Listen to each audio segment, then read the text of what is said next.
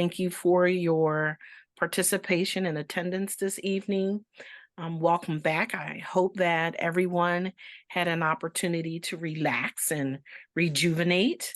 Our agenda for this evening includes the welcome, and you've just been welcomed back. And our first item is the academic performance data for the 2022-2023 year. So without further ado, let's get started. Good evening, everyone. This evening, we do have the academic services team here to share information tonight. And there are various slides that will be highlighted. So we're going to get started with academic performance data, which Dr. Mark Lewis will walk us through.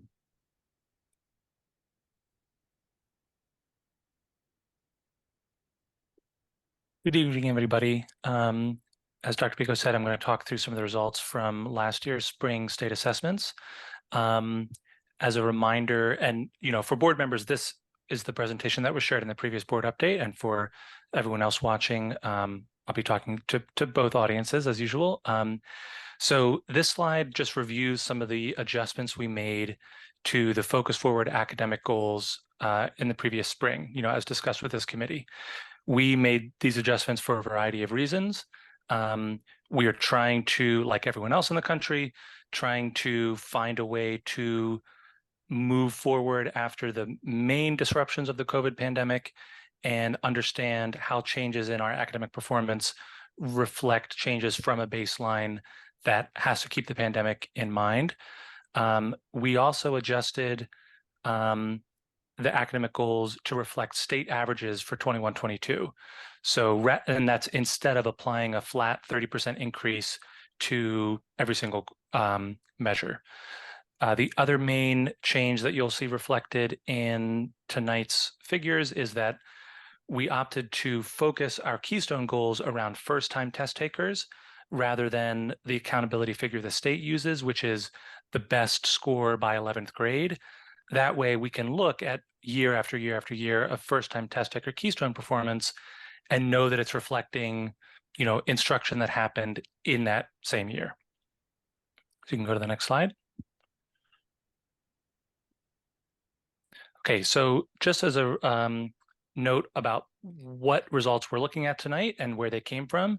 So PDE has released about a month ago the full data for state assessment results and the accountability information that allows us to say, not just here's how many students who tested scored a certain way, but here's the number of accountable to our school students that were proficient and advanced. There's a variety of inclusions and exclusions around who's been here for the full year and other things like that that go into this figure. The findings in these slides are going to be confirmed by state data releases in the coming weeks and months. Last year, they were exactly the same as the analysis that we performed, so we're pretty confident they're going to be the same again. And another note about the timeline, we are really looking forward to the PVAS results, which do an analysis of how students have grown separate from their sort of ultimate performance. That is what the PDE guidance says we should always be putting in conversations with the achievement results to understand, which grades, which schools may need more support or a different kind of support. That allows us to really contextualize these trends. So I'm going to take us through, there's a slide here for each school and subject. And I'm going to take us through how that reflects progress toward the Focus Forward goals. This first bullet point notes that you'll see charts that have a Focus Forward goal for Alden, for example. And you may be wondering, but I didn't know that Alden had a Focus Forward goal. These goals are simply the average of the individual grade level goals. So the goal for an elementary school is the average of the third grade goal, fourth grade, fifth grade, and sixth grade goal. So for example, for ELA at a K-6 elementary school, that's 54%, which is the average of the Focus Forward goals in the tested grades 3 through 6.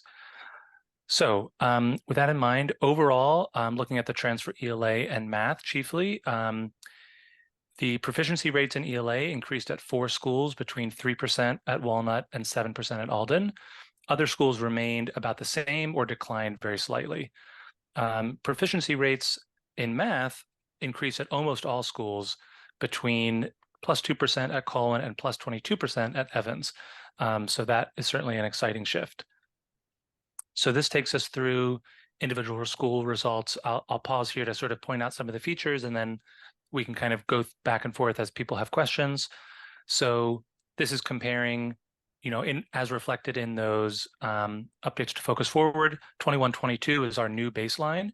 And we are looking forward to, the Focus Forward goals in 24-25. So this represents, let's see, a 7% increase in the ELA proficiency.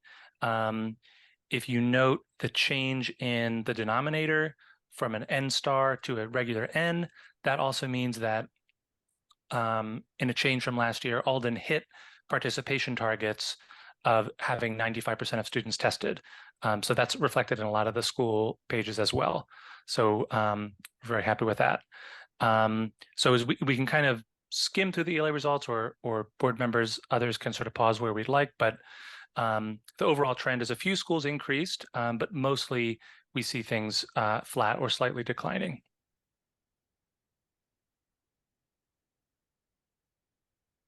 So Mark, Dr. Lewis, Mhm. I'll go to each school slide, and then I think we have a break after you complete the presentation for questions. Yes, yeah, that's fine. Is that fine? Okay. Yep.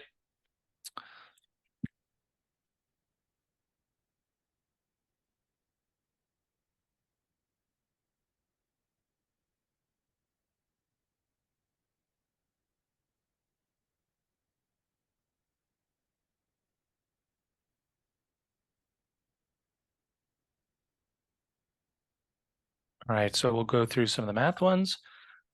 So we see a lower goal, 39% instead of 54%, because state average performance in math is much lower than in ELA. So our goal is, directly plugged into what statewide trends are showing as the differences between these two subjects. And we'll see, as Dr. Picos goes through here, that almost every school increased their proficiency, and, very happy with some of these trends.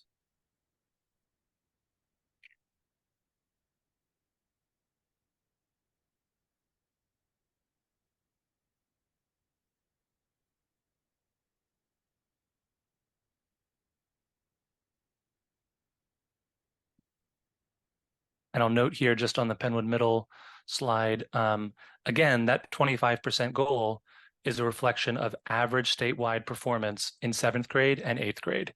And since for the middle school goal, we're just averaging the 7th grade goal and the 8th grade goal, that's why it lands where it does. All right, so with science, you may notice that there wasn't like a sort of high-level summary of it. Most science scores were flat or declined. I will caution, though, as we go through, since this is only 4th and 8th grade, the size of these groups is very small. So we'll always see more variability year over year in science than we do in math and ELA.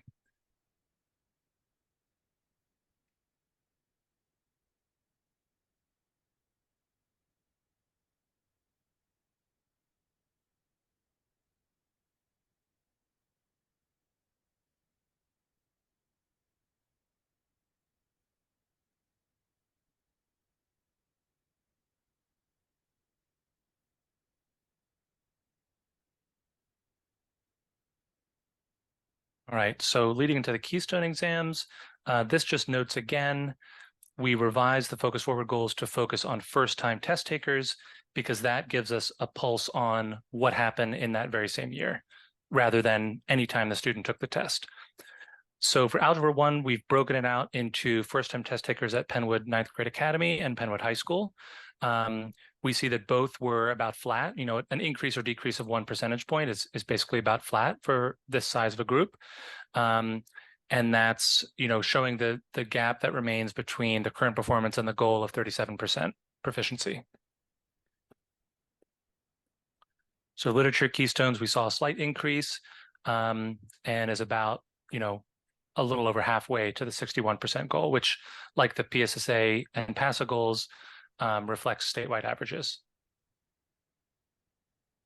And biology also flat.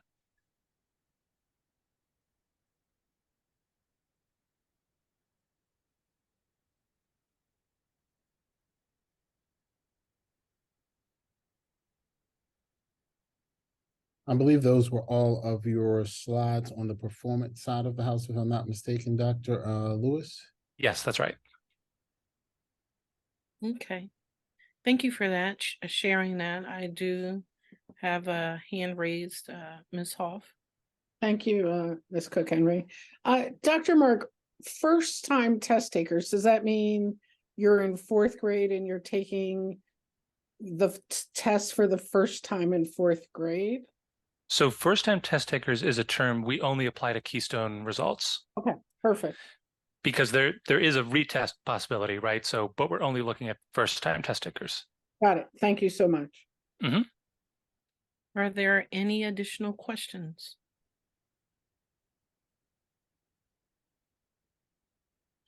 Going through those numbers and the experience, Dr. Lewis,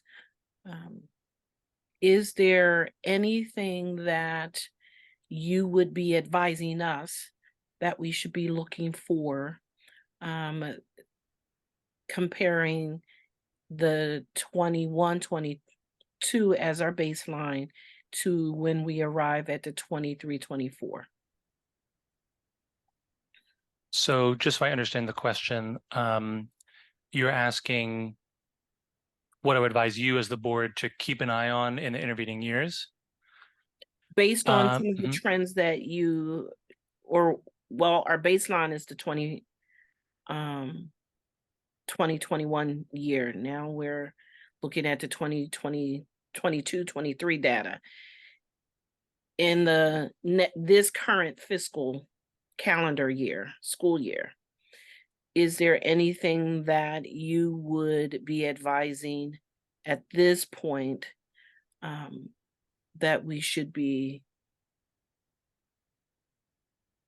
focusing on? Well, it's a difficult question to answer if I think about it as what advice I'm giving the esteemed board members. But I will tell you what I am most eager to understand, as a team, which is really those PVOS results that I mentioned. There is some indication when we look at the results by grade that different things are happening in different grades. Different gains are happening in different grades. But I can't be more precise than that because of all the caveats that come with only having the performance side of the data. So all I can say is different things are happening in different grades. But once we can connect that with the PVOS results, I think we'll be able to answer questions like, and this has been a subject of discussion in the team really all summer, we'll be able to answer questions like, is there a grade in the elementary band that seems to have stalled where others have really pulled ahead? And if so, what kind of support are we going to deliver to that grade? That is a question that we can kind of squint at and get the fuzzy edges of with the data we have available now. But the value-added analysis, that's the PVOS work that the state provides for everyone, really helps us zoom in on some of those trends. Thank you. That, that I think is the thing that we're most eager to jump into, and that will help us understand the trends that we're seeing. Ms. Cook-Henry, one of the things that I'm also, thank you, Dr. Lewis. One of the things that I'm specifically interested in also is, if you'll recall, with science, most of our schools had declines. However, Park Lane had a significant increase. So I do think we should dig a little bit deeper to see the why behind that. So that's one thing that has stood out to me in terms of some of the data points. And the opportunity to share across schools what's happening in, for instance, Walnut that made that happen, but not just with science, but across the board? Is that something that people have opportunities to do where there was significant gain, I believe, in one area, it was Evans. Mathematics, Math. yes. And so principals do have that opportunity. We do have schools set up, if you will, in cohorts. And there are opportunities for principals to discuss. We are actually having a leadership meeting tomorrow, and we have one each month, and two a month, excuse me. And one of those meetings focuses on operations, and one focuses on instruction. So typically within those instructional meetings, there are times for principals to talk about what's happening in their buildings, and across buildings, so that they can learn from trends, etc. And I think some of the work that Ed and Octavia does with the instructional facilitators also helps as well. Thank you. Are there any other questions before we move on to our next topic? Ms. Just a- Hoff? Yeah, thank you. I really, really appreciate the thoughtfulness behind all this information regarding test scores. I just want to say thank you. You're welcome. It's the academic services team. So our next agenda item includes summer enrichment program overview.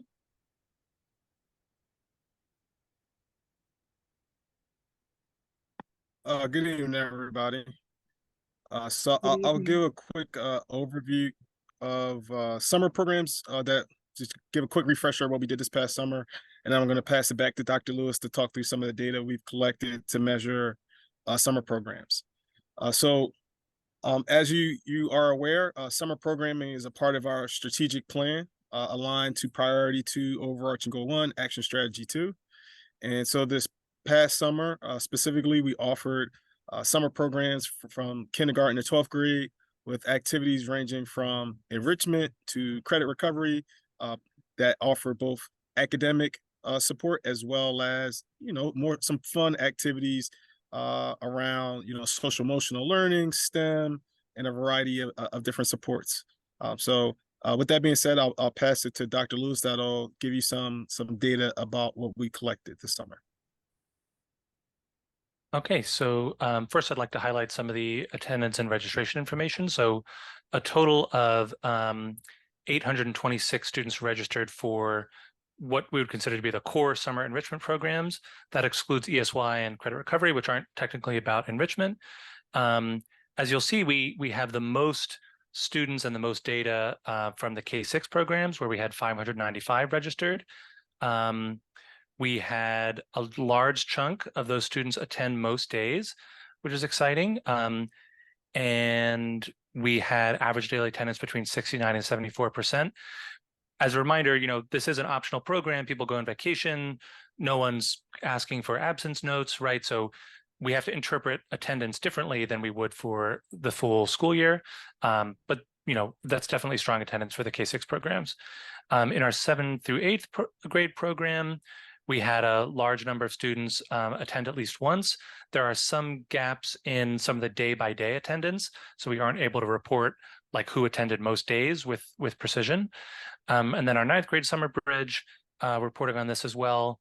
So this is a little bit tricky. There are 60 registered students. That means the students who registered by the deadline, but then the program also added a lot of other students after that. So they gained more than 4 students. I think it was more like they may have lost about a dozen and gained more than a dozen. And they also had average daily attendance in that, 70% range. So we did give a family satisfaction survey to the folks from the K-6 programs. And these results, we asked the same question as last year for these items. So we were trying to get to this balance, as Ed was highlighting. It's, we hope there's some academic progress, and we hope there's some opportunities to get academic enrichment, and they're also fun summer programs. So we are always thinking, is this the right balance? So that's why we crafted the survey this way. A very large majority of families said the amount of trips and fun activities was just right. And another large majority said the amount of academics was just right. About 12% said there should be a little more. And I guess I should specify, so this question asked people to say, was there like way too much, a little too much, just right, not quite enough, or way not enough? So it kind of gives on both ends of the spectrum how they were feeling. But as we see, a large majority said it was just right. We also had a large, almost everybody in the family say that they thought their child enjoyed the program either most of the time or all the time. So in terms of the satisfaction with these programs, where there's the most students, we can get the most robust data, we're seeing good results. So for the academic impact, we're going to highlight the K-6 programs again, because as you've heard me say, there are just so many more students and so much more of an opportunity to paint a clear picture. And we're pleased with what we're seeing here. So the K-6 students had different assessments in ELA and math.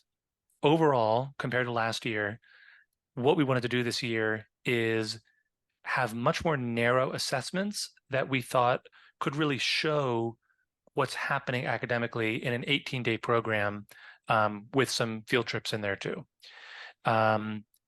Last year, we didn't have a precise enough tool to really show what we expected to be pretty modest gains given the length of the program.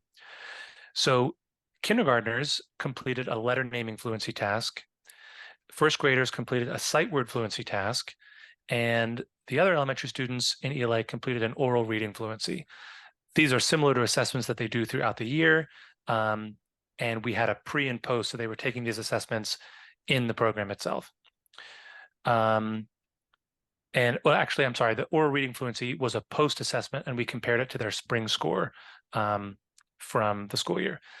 And in math, each grade level completed assessments that combined basic facts and problem solving. So I'm going to talk through some of the results we see from each of those. So kindergartners made progress in letter naming fluency. They increased their fluency score by an average of 7 letters named. And another way to look at that is, as a group, they averaged naming 20 letters at the beginning and 27 letters at the end. As a kind of comparison to get 7 letters, how many is that? The benchmarks for this assessment are, we hope to see kids name, I'm sorry, that should be letters, not words, but 10 to 16 letters at fall in kindergarten and 40 letters at winter in kindergarten. I think I should clarify too that I'm seeing the numbers are the same, so that must mean that there's an error. I apologize for that, since we're now in sight word fluency. So let me follow up with the letter naming benchmarks.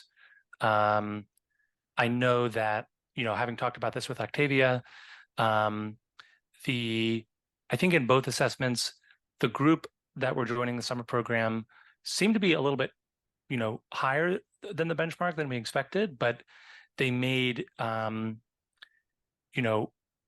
a good amount of growth for the length of time that the program was. The assessment benchmarks compare fall to winter, which is a much bigger time range than the summer program. But, as Octavia and I looked at the size of the gains and the sort of shape of the benchmark, we were feeling like this is a good amount of progress for these programs. So we see a similar kind of, so yeah, that was sight word fluency. There's a gain in the number of words named as well. So talking about oral reading fluency, for the most part, this score didn't change as much. They mostly maintained their scores when compared to the oral reading fluency component of their spring diagnostic assessment. Reading fluency that this measures is a more complex skill than the sight word and letter recognition. So this one is the sort of less sensitive of all the assessments that we had. And we can, for some of these students, we will be able to follow up in the spring to see if anything, in the fall, to see if anything turns up for just the second graders. They'll be doing a piece of this assessment again. But we were feeling like maintaining this complicated skill, and you're clearly still practicing it, made sense with the length of the program.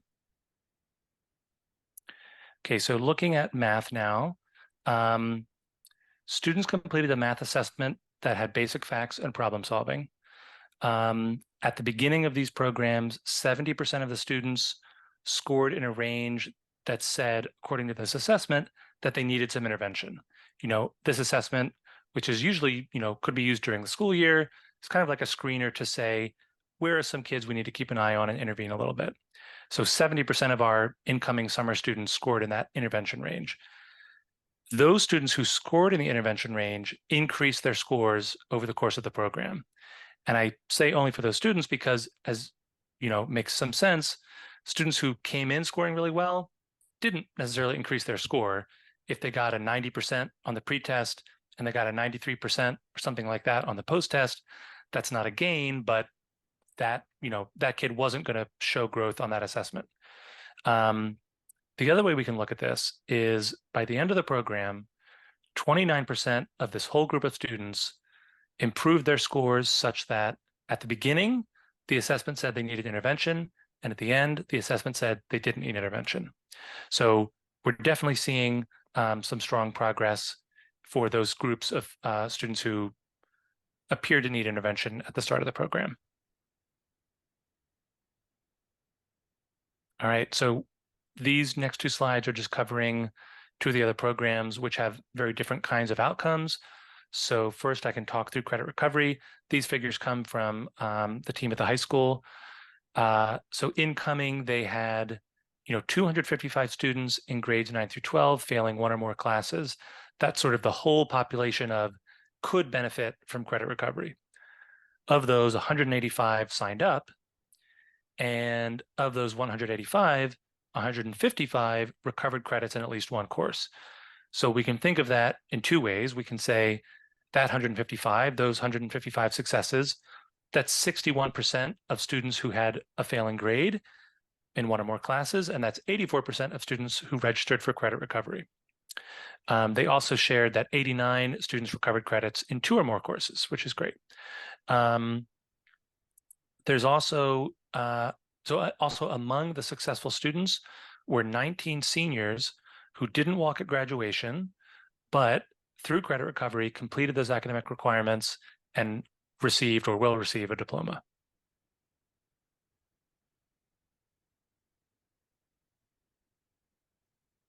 Did you want me to hop in, Mark? Sure, yeah, you can hop in with this, Kate. Okay.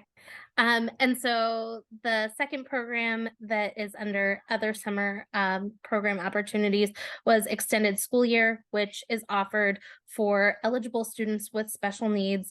And there were over 198 eligible students across the district. 130, more than 130 attended at least one day across the length of the program. When we were at Alden, and that was across kindergarten through 12th grade, our average daily attendance was 114 students of those a little over 130 total participants. Students did participate in typical academic routines to reinforce the skills that they learned during this past school year aligned to their IEP goals, because the goal of this program is to allow students to maintain information. It is not the same as an enrichment where the goal would be to enrich and extend and fill gaps. It's more about the maintenance and repetition and review, reinforcement. But students also had the opportunity, in order to make sure that we were investing them and providing support for social emotional goals, transition goals, behavioral goals, they had the opportunity to participate in experiential learning opportunities, including field trips within the community, organizing and operating a snack and coffee cart for the community that ran each day. And then also various visual and performing art activities. Each week had a different theme, and there was a different art activity or craft associated with that theme. And then at the end, the day prior to the last day of the program, the students did a close of program talent showcase. which was definitely the highlight of the summer, and everybody really enjoyed it. Some of the staff even participated, but I was amazed getting to witness it for the first time at how many of our students were able to break out of their shells and positively support their peers. So it was a really great opportunity overall for everybody. Thank you.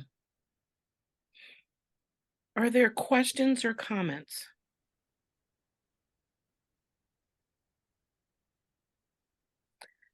Dr. Lewis, I did have a question as it related to the gaps that showed up in the middle school, related to participation, and counting that over the summer months. Is that something that should we do the 7th and 8th grade programming again, we will be able to close some of those gaps with where students are attending? Yeah, I certainly think we can do that. We've been discussing that as a team recently about how we can ensure that programs are keeping records with fidelity in the way that we have asked them to. To get a little bit more specific, there's sort of enough days in enough classes that didn't have attendance taken that day that if I tried to report the number of students who attended at least half the days, I would know that it was inaccurate, right? Unless I decided to count any day they didn't take attendance as everyone was absent, which again, I'm giving you something I know is inaccurate. So that's the kind of a gap in record keeping we're talking about. Thank you. Yep. I want to thank you all for the due diligence with the work that's happening over the summer. It's very exciting to see that the students were able to just engage. We know what no participation and what no summer programming for students would look like for our students and community. So thank you for that due diligence. Ms. Tookley, I do see your hand raised.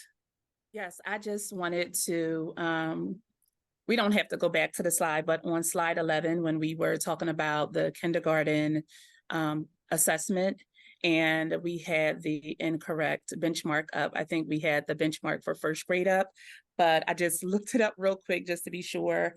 But the fall expectation for that benchmark for kindergarten was to have 10 or more correct letters, and the winter benchmark would have been 30 or more correct letters. So students in kindergarten were very close to the winter benchmark before they even began kindergarten. So that number was 27, correct? Yes, it was 27, yes. Yeah, and thanks, Octavia. And another way we can think about that is the amount of growth that the assessment expects to see between fall and winter is about 20 letters, and they gained 7 letters, this group of students did, in the summer program. So that's a really healthy amount of new letters named. Miss Cook Henry, you do have a hand from, excuse me, Sandra Brown, right? Once we finish here. Ms. Wright, Hi, good evening. good I just- evening. I just wanted to say thank you very much for sharing this information, specifically in reference to the summer enrichment program. The data that you shared tonight, it just shows us how important it is to continue with the enrichment through the summer months. And I just wanted to get clarity on one point, if I may. You pointed out that with the pre-assessment and post-assessment for elementary, specifically in math, that for the post-assessment, 29% showed that they were not in the category of needing intervention. Could you restate for me what the pre-assessment, post-assessment showed for ELA as far as which groups were still in the area of needing intervention for ELA? Thanks, Ms. Wright. That's an interesting question. So we didn't. So the oral reading fluency assessment that we used is kind of one component of the larger diagnostic that they take during the year, the fall, winter, and spring. There is a kind of at or above or below or well below benchmark status associated with that. It's not included in the presentation, but I think Octavia and I reviewed it, and it shows us, you know, I don't have the exact percentages in front of me, but it's a similar picture of largely what we're seeing is maintaining their benchmark level. Similar, and they just as they largely maintain their kind of raw numeric fluency scores. Our feeling is that is kind of consistent with expectations. We'd love to see lots of students jumping up into another level, but giving the sort of breadth of how much growth it takes to change benchmark level in oral reading fluency on that assessment, and given the length of the program, you know, it's not too surprising that we see largely maintenance for that assessment. And Octavia, perhaps there's more we can add from your expertise, but I think that covers our discussions previously. Yeah, I think it definitely covers, and the idea of that oral reading fluency assessment is meant to not be less than 8 weeks apart. So this is why we used the pretest of their spring data to the end of summer program.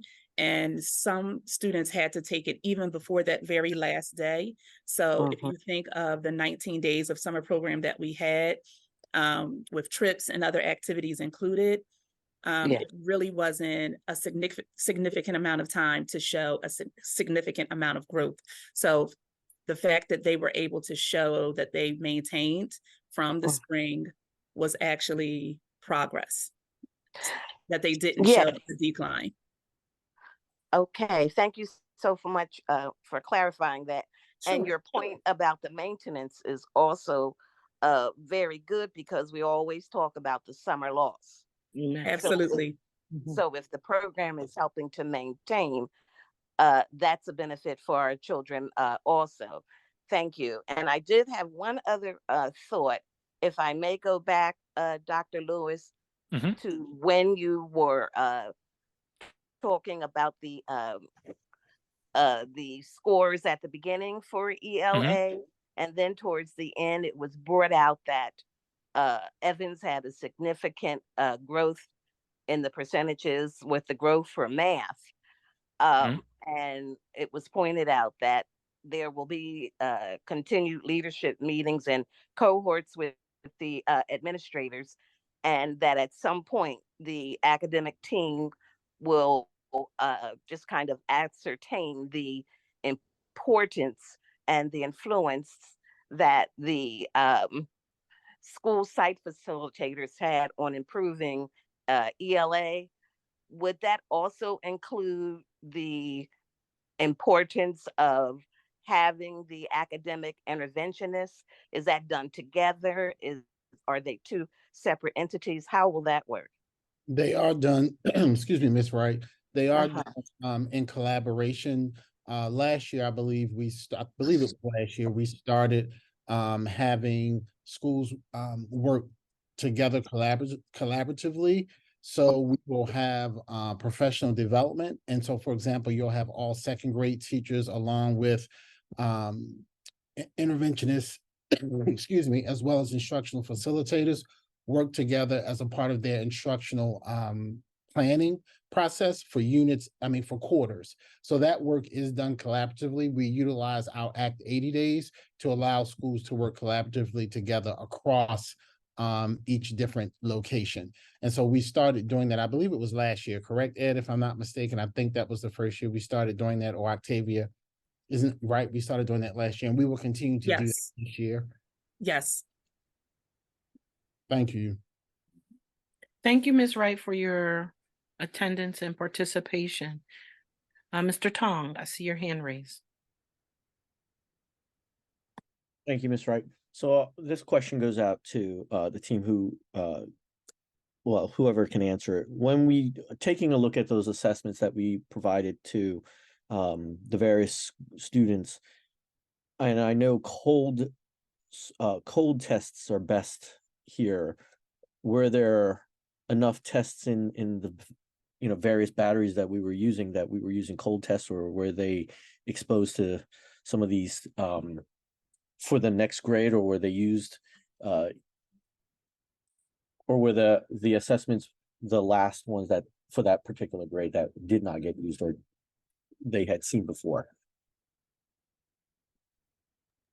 For ELA, for Acadience testing, so students in grades rising second through rising sixth graders, they used the previous grade, the grade they had just completed the Acadience testing for them, but it was still a cold read for them. They were still stories that they had not had an opportunity to read before for assessment. Thank you.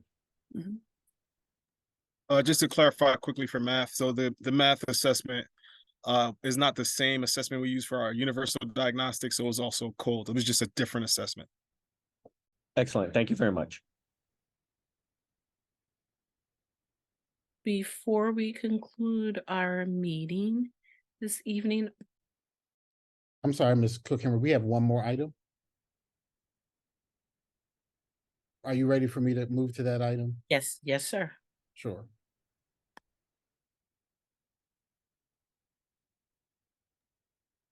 The next item we have is the Penwood High School Green Avenue revised bell schedule for 23-24. This evening, the principal, Mr. Steve Chicano, is here, and I will allow him to speak at this time. Good evening, everybody. Thank you, Dr. Bicos. So we made some adjustments to the bell schedule this year to provide increased access and flexibility for our students. One of the reasons that we had to make the change, I felt from my level, was depending on what band or team is sort of the word that we were using. If a kid got in a certain band, a student, I should say, they wouldn't be able to access certain classes. And so we felt it was important to adjust that so that students would be able to access any of the courses that we offer without having major changes to their schedule. This change also allowed us to balance class sizes better because we removed the teams. So for our classes at the end of the day, they were hitting like 30, approaching 30, whereas our classes during these team times were in the low 20s. So now we're a little bit more balanced. We created an advisory that is a full 30 minutes. And we feel that it is more organic. It actually is connected to the 5th period class that they are teaching. So the teacher will actually see these students for 90 minutes a day. So when we have items in advisory, when we want to uplift our MTSS program, the teacher will have a much stronger relationship because they'll have the educational side, but it gives them an opportunity to work with them on the the part of the student that needs to be developed that doesn't involve necessarily the instructional part, which we of course are always looking towards. Doc, can you go back one? So I could see the other bullet points. Did you mind? Thank you. So as I mentioned with the options and flexibility, that what we didn't want to get into was October and November and us being like, wow, this is really restricting us. So we wanted to make that change now in the hopes that in the long run, this is better. We also found that some of our classes were double booked because one class period was ending or was still going on and the other one was starting because of the bell schedule. So this eliminates that, but also our itinerant support. They will now be with a class the entire period. They won't have to leave one early to get to another one starting. So I think that supports our special ed population. And And then, of course, there you can see that it connects to our ATSI goals being important there. So our reading and intervention course, but also that itinerant, the teachers will be available for that. And then intervention course will be better improved with this new schedule. Another thing too that I hope isn't necessarily a problem, but I've heard it as a new principal, is coverages last year at the high school were an uphill battle. In certain teams, there were very few teachers that would be able to cover on this team thing because the bell schedule was overlapping. And there was situations where it was possible that we just didn't have enough teachers to cover classes. That should remove that potential possibility. And I say should, because like, God forbid, everybody calls out, you wouldn't have anybody, but it pretty much eliminates it. So we'll be able to make sure that we have a teacher in there to provide instruction for students, no matter what happens with regards to coverages. So Doc, if you can go to that next slide. So we do start now at 7:30, which I actually have been finding to be a positive, because students are used to, I've been hearing students say, well, school doesn't start till 7:45, so I don't have to come until then. But now it's like we're getting right into the swing of things at the bell at 7:30.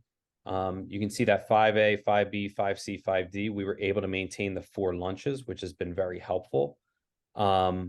And so a student will always have an unbroken 60 back-to-back class. So they might have, say, 5A lunch, they might have 5B, 5C chemistry, and then 5D would be advisory, but they wouldn't have to leave. They would actually stay in that class with the students from 5B and 5C and the same teacher. And so if it's an itinerant course and it is co-taught, actually both teachers are staying with them. So we're looking at this as a real positive to be able to do, keep the lunches, give access for all of the students. And we hope that this is better for the kids at Penwood.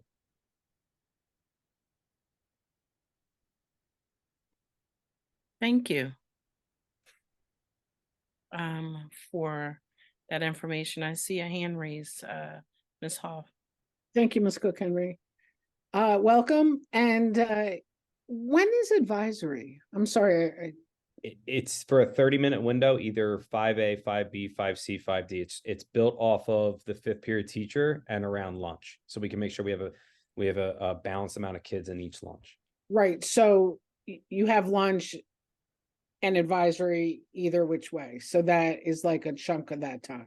Correct. So like, let's say you have 5A advisory, for example, 5B, you might have lunch, and then you come back to that class for 5C, 5D. That could be one example. It could be 5A, 5B is your class. You might go to lunch for 5C, and then you come back to advisory for 5D, or you could have 5C advisory and then 5D lunch. Dr. Pardini, she kind of did the matrix behind the scenes on all of that. Right. And what about the effect of lateness on the course material in period 1? I know we always work on lateness, et cetera, but it seems like that class gets hurt the most, over the school year when our young people are late.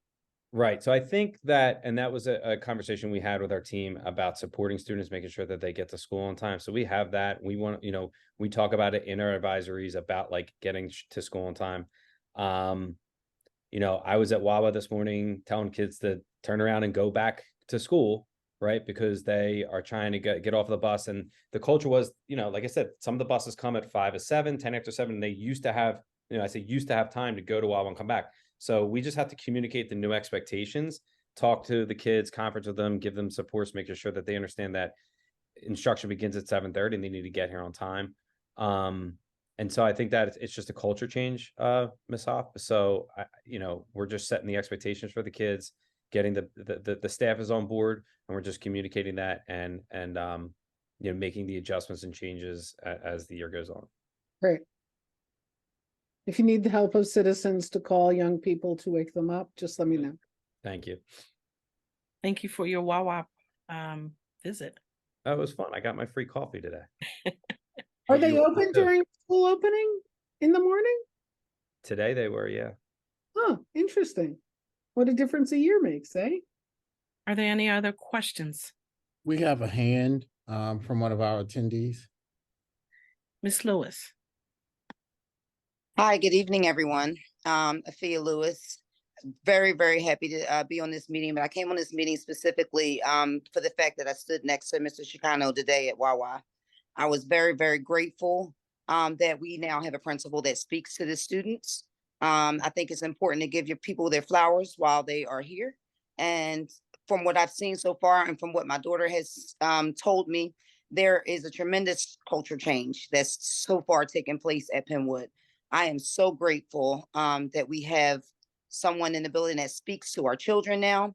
I'm grateful that we have someone that is participating in the culture of our community. I've had the opportunity to meet Mr. Chicano's dog throughout the summertime, had an opportunity to meet the dog. So I'm just grateful and that we can have the opportunity to begin to build not just not just the kids at our high school. The culture change is tremendous. I went to my daughter's volleyball game. She's an exceptional volleyball player, if you haven't seen the games. And the crowd, the emotions, everything was so positive, and it just physically feels different at the building. It feels different. You know what stress feels like, what depression feels like. It doesn't feel as heavy as it was in the past. It still is very, very, very hot in that building, but the emotion of at least somebody spoke to my baby that day, I feel better as a parent. So I'm grateful for that, and I look forward to continuously building these relationships. Thank you, Ms. Lewis. You're welcome, and thank you, Mr. Chicano. Thank you. Are there other hands? I do not see any, Ms. Cook Henry. So thank you, everyone, for your participation in our education committee meeting, and I look forward to seeing you next month. Have a great and safe evening.